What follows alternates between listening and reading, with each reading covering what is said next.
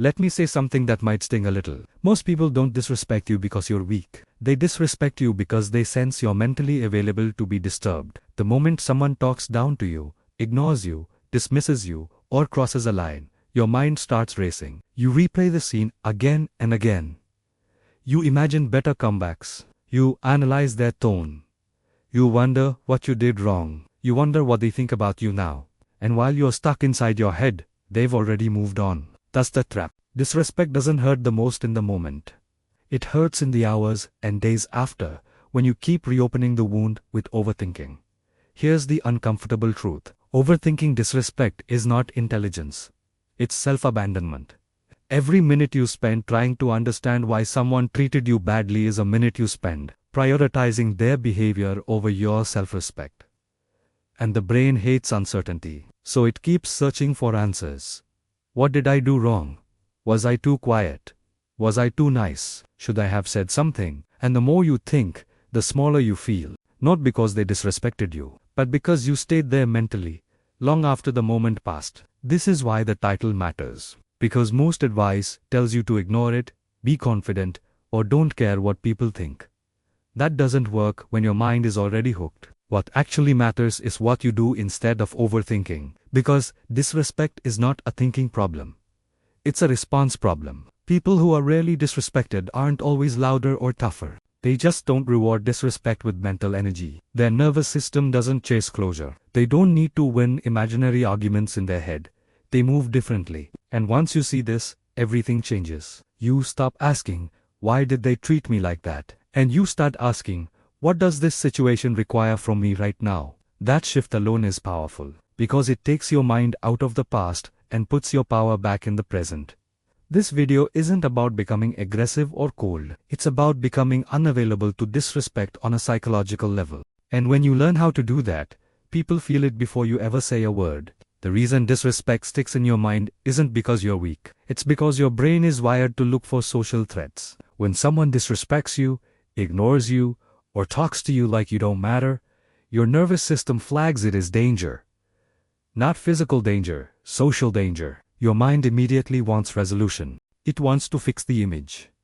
It wants to restore status. That's why you replay the moment. That's why you imagine saying something smarter, sharper, stronger. Your brain thinks it's protecting you, but in reality, it's keeping you trapped. Here's the part most people don't realize. The more you overthink disrespect, the more you silently train people that you are emotionally reachable.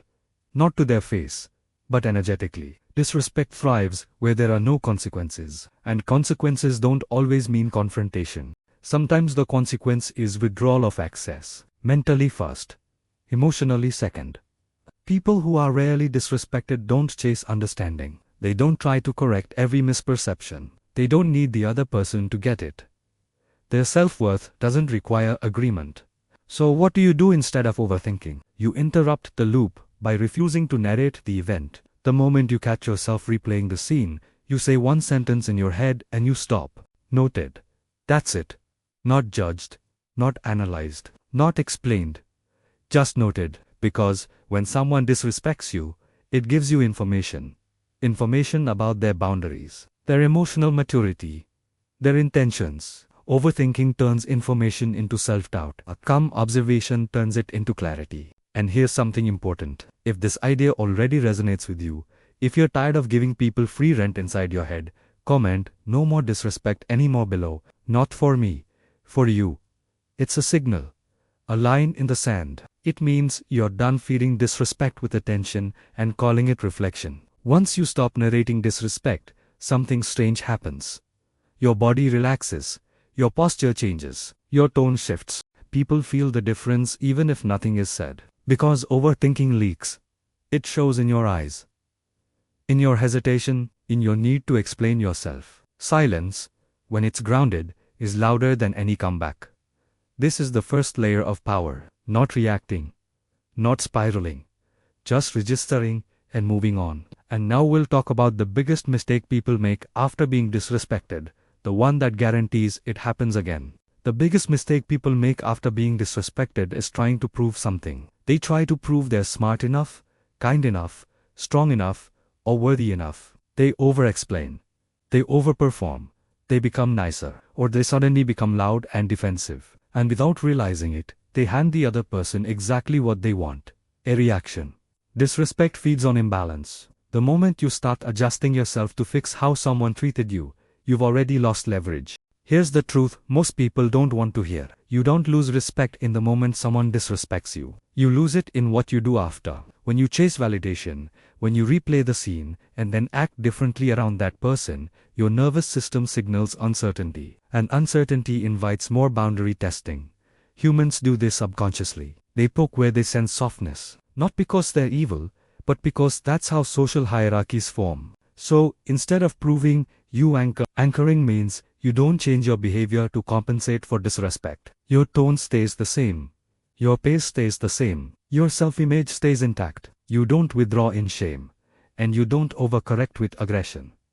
You simply remain consistent. And consistency is threatening to people who rely on power games. It tells them, you didn't move me. Think about it. The people you respect the most aren't the ones who argue every point or demand to be treated well. They're the ones who seem internally settled. Hey, don't rush to clarify. They don't rush to defend. They don't rush to impress. Their presence says enough. That's what you're building here. Not dominance, not fear. Stability. This is also where overthinking quietly dies. Because once you decide, I don't need to prove anything, your mind has nothing left to solve. The loop ends. You stop asking, what should I have said? Because the answer becomes irrelevant. The moment passed, the information was received. You adjusted internally, not emotionally. And here's the shift.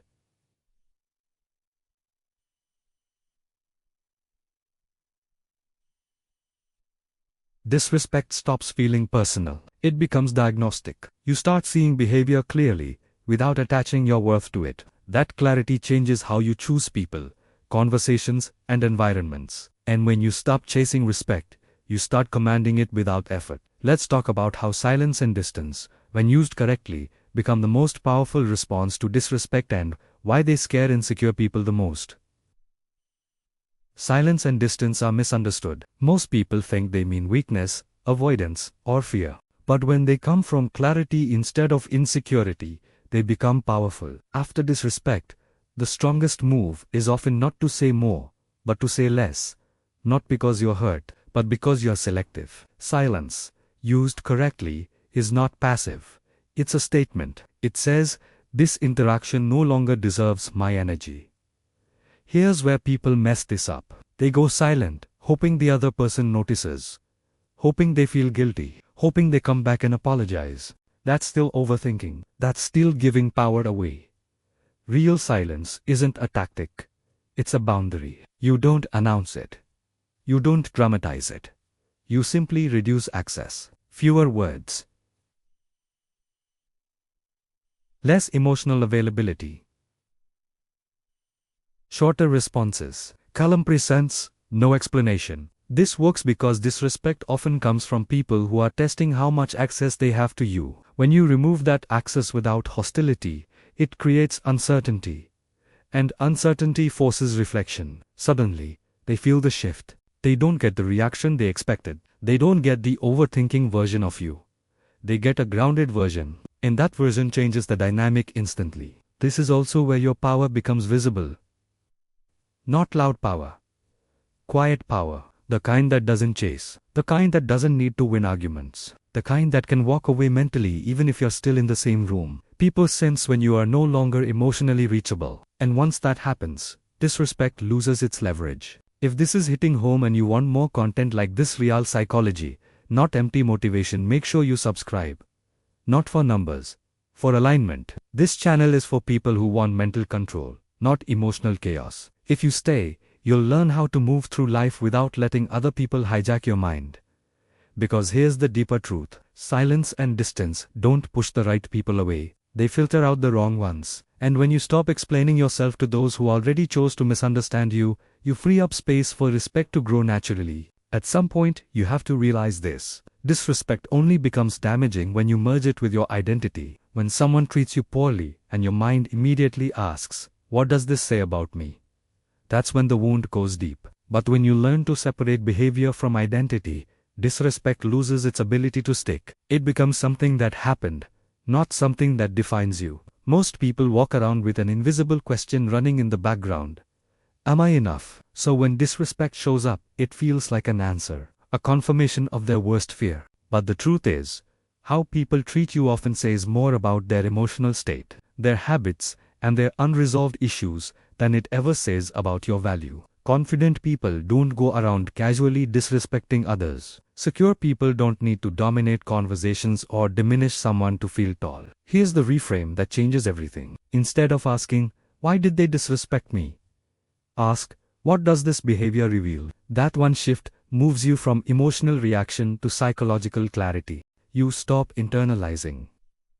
You start observing. And once you observe, you're free, because you no longer need to defend an identity that isn't under threat. This is why mentally strong people don't carry resentment for long. Not because they're saints, but because resentment requires identification. It requires you to keep replaying the story of being wronged. And that story keeps you emotionally tied to someone who already showed you they don't deserve that access. When you let go of the story, something powerful happens. You stop trying to correct the past. You stop wishing you handled it differently. You stop imagining alternate versions, where you were sharper, calmer, more respected. You accept the moment for what it was. Data, feedback, information. And once you see disrespect as information, you start making better choices. You adjust boundaries. You limit exposure. You redirect energy, not from anger, from self. This is how you protect your peace without becoming bitter. You don't harden, you refine. This isn't about pretending disrespect doesn't hurt. It can, especially when it comes from people you trusted or expected more from. But pain doesn't have to turn into overthinking, and it doesn't have to turn into self-doubt. When you refuse to fuse your identity with someone else's behavior, you take back control of your inner world. There is one internal rule that mentally strong people live by, whether they realize it or not. They do not reward bad behavior with continued access. That's it. Simple, calm, unemotional, and once you adopt this rule, disrespect starts disappearing from your life without confrontation, without speeches, without drama. Most people hear this and think it means cutting everyone off. It doesn't. It means adjusting proximity. Physical, emotional, and psychological. When someone disrespects you, you don't chase them. You don't try to earn better treatment.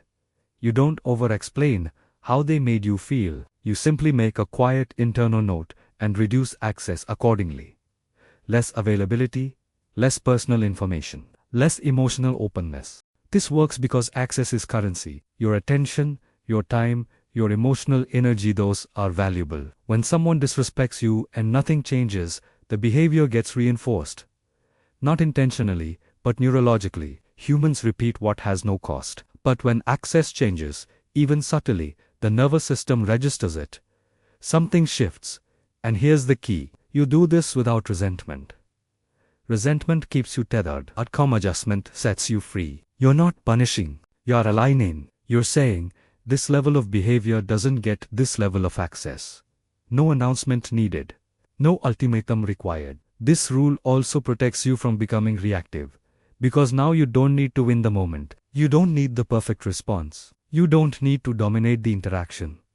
Your power comes later, in consistency, in how you move forward, in how you choose who gets close. Over time, this rewires your self-respect. You stop tolerating subtle disrespect. Not because you're sensitive, but because you're clear. You no longer debate internally whether something was that bad.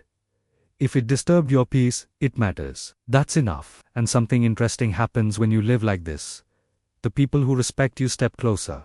The people who don't slowly fade out.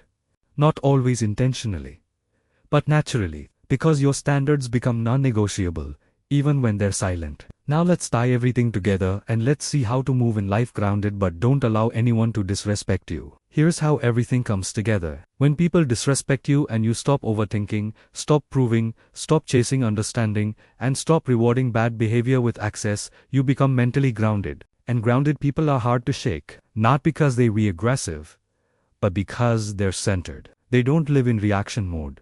They live in response mode. At this point, something inside you changes. You stop scanning rooms for approval. You stop replaying conversations in your head. You stop needing closure from people who never had the capacity to give it. Your mind becomes quieter, and in that quiet, your presence becomes heavier. People feel it, even if they can't explain it. This is what it means to stop overthinking disrespect. You don't suppress it. You process it correctly. You treat it as information, not a verdict. You let it guide your boundaries, not your self-worth. And once you do that, disrespect loses its emotional charge. It no longer hijacks your day. It no longer follows you home. The irony is, when you stop trying to be respected, you start being respected. Because respect is not demanded, it's demonstrated. In how you carry yourself, in what you tolerate, in what you walk away from without noise. People test less when they sense inner stability, and when they do test, the outcome is no longer chaos inside your head. So the next time someone disrespects you, remember this. You don't need to explain yourself. You don't need to correct them. You don't need to overthink it. Just note it. Adjust access. Stay consistent. Move on. That alone is enough. If this video gave you clarity, take a second and reflect. Where have you been overthinking instead of setting a boundary? And if you want more content that helps you build a calm, unshakable mind, make sure to like and subscribe. This channel is about mental strength, not emotional noise. Stay grounded. Stay sharp. And I'll see you in the next one.